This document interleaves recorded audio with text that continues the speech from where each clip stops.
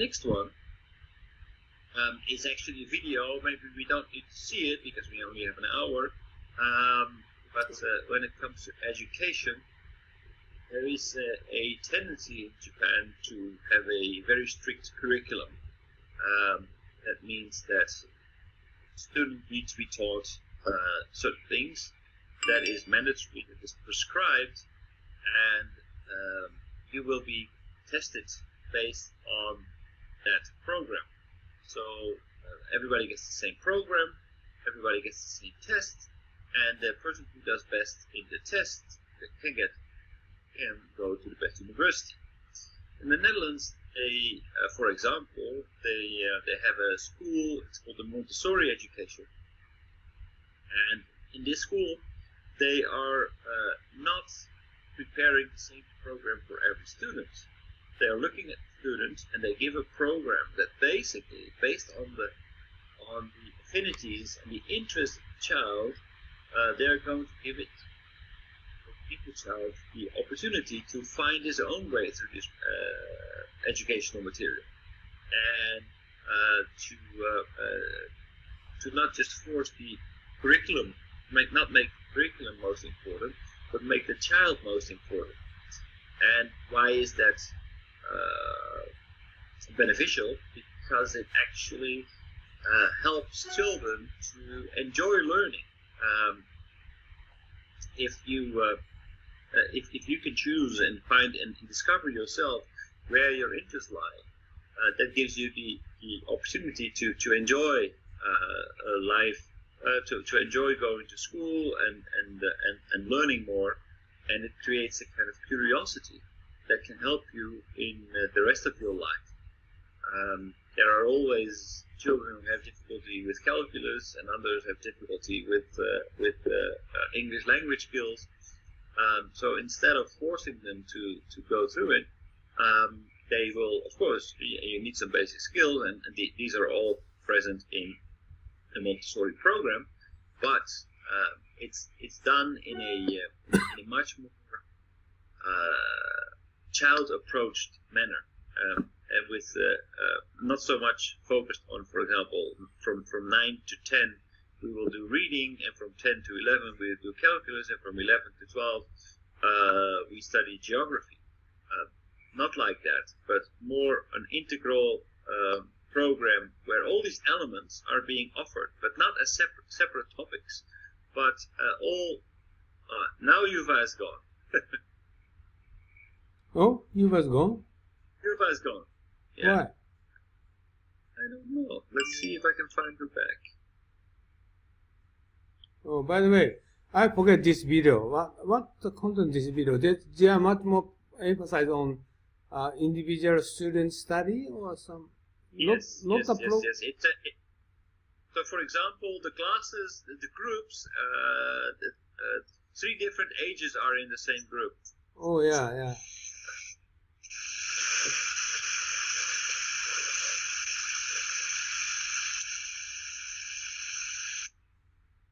Yeah. Better.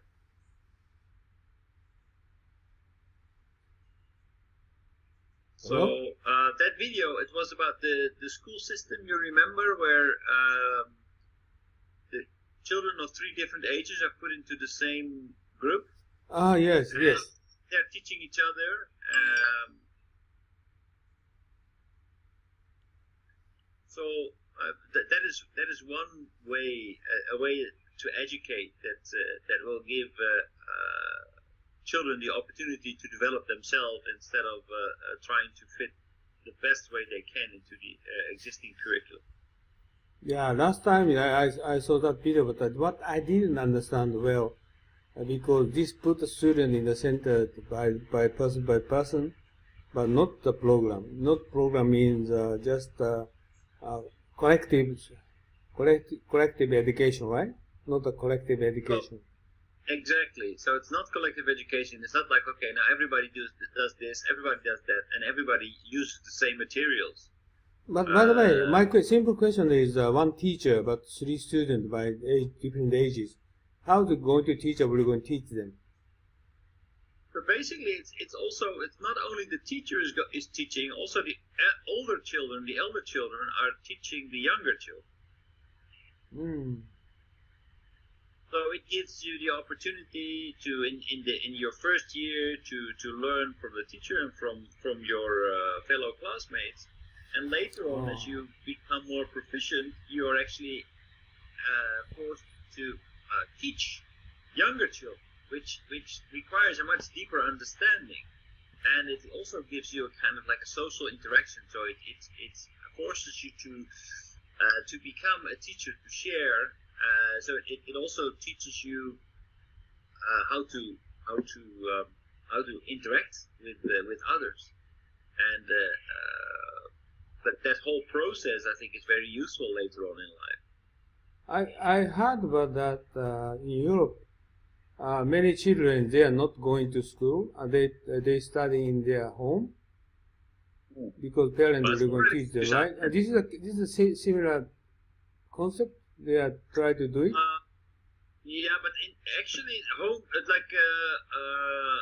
home schools. That is actually it's a little bit different. That is when parents are teaching their kids. Yeah. Right. So that is is it a bit similar concept? No. Well, I'm not that familiar with that concept. I think it's you see that more in the countryside. Like a friend of mine, he didn't go to school because he lived in Arizona, somewhere deep down in the desert, and schools were very far away, and there were not that many suitable schools around. So his mother decided to school him. I think there are not that many requirements to do that. But yeah, it's an alternative to education. Yeah, I heard many European families that they try to teach their children in their home. Not in Europe. No, it's very rare actually. Oh, I see. Okay.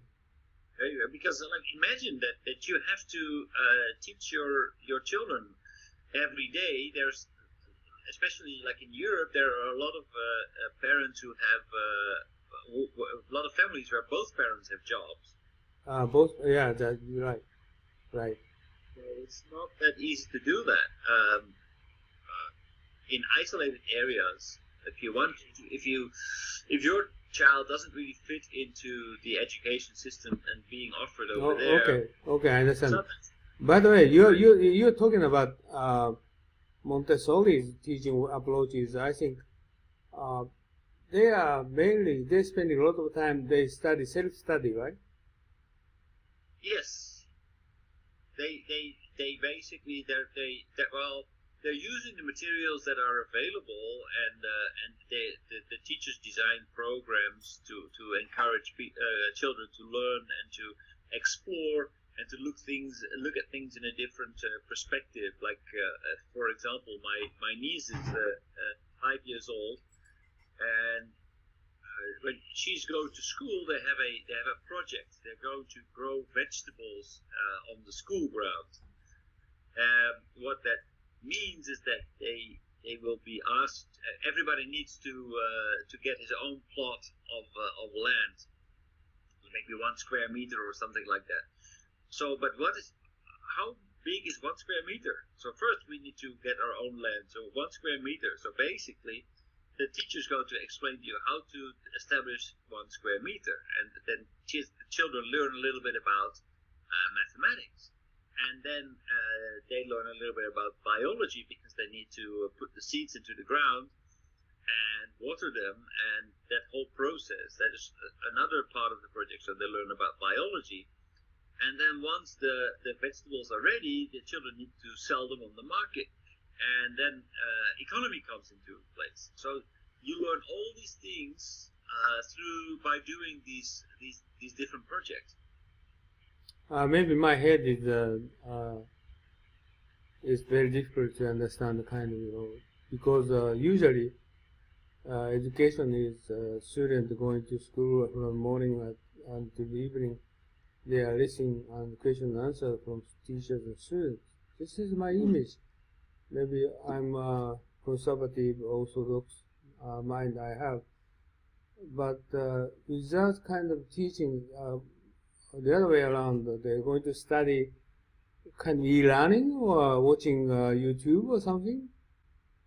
Well, they have books and they engage in these kinds of projects, and maybe if it comes to measuring the plot of your land, they have younger children who engage with elder children who try to explain it to them, and sometimes maybe the teacher needs to correct them and step in and say, well, no, actually that's not exactly how we do it.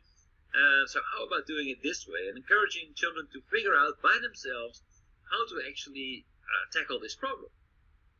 Many children, they don't work. They don't want to study.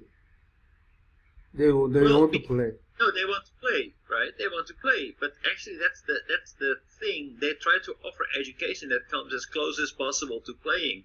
Sometimes, if you like, when I went to school, when I was young, then basically we had to sit through like very long lessons of